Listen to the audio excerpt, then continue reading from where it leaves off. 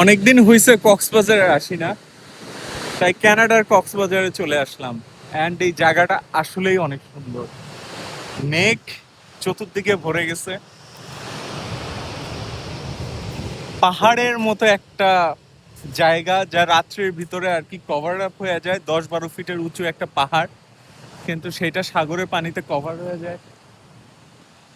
মেঘ আছে, পাখিরা জোয়ার ভাটার সাথে পাল্লা দিয়ে খাবার কুড়ায় খাচ্ছে এবং দল বাইরেও উঠতেছে। ঢেউ কক্সবাজার সাগরের চেয়েও বড়, মানুষ সার্ফ করতেছে।